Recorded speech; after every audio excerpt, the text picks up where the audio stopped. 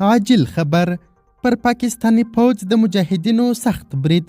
په بلوچستان کې تازه بلوچ مجاهدینو 90 تنه پاکستاني پوځیان وژلي.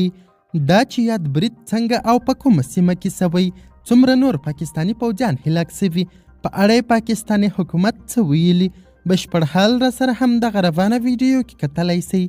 سلامونه قدرمنو لیدونکو، مشال پریس یوټیوب چینل ته مو هرکلی کوم. پاکستاني رسنیو ویلي د بلوچستان په نوشکی سیمه کې د یکشنبې په ورځ یعنی نن د پوځیانو په لیږدونکو بسونو برید سوی او شاوخوا 90 تنه پوځیان وژل سوي. د بلوچ د ازادۍ غوښتونکي غورځنګ د دې برید مسؤلیت په غاړه اخیستی او ویلي دي چې د دوی یوه ځانمرګي بریدګر د بلوچستان نوشکی سیمه کې د پوځیانو پر قافلې برید کړی، یو بس یې په بشپړ ډول له منځه وړی.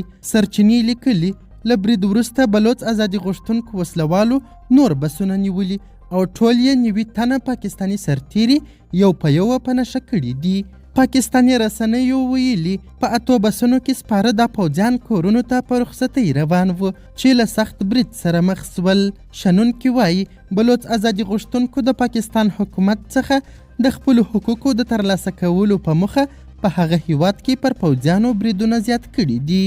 بلوچ ازادي غوښتونکو څو ورځې وړاندې بولان سیمه کې پر یو ریل ګاډي له چاودنې وروسته برید وکړ چې د دوی په خبره 214 تنه پوځیان یې ووژل.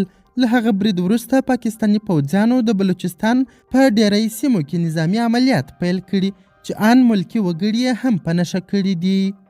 قدرمنو لیدونکو، د ویډیو له کتلو مو نړۍ مننه. د لا زیاتو او نورو لحظه پر لحظه خبرې مطالبو لپاره زموږ همدغه مشال پریس یوټیوب چینل سبسکرایب کړي. تر بیا او بلې ویډیو ښه وخت ښې چارې، د الله پامان.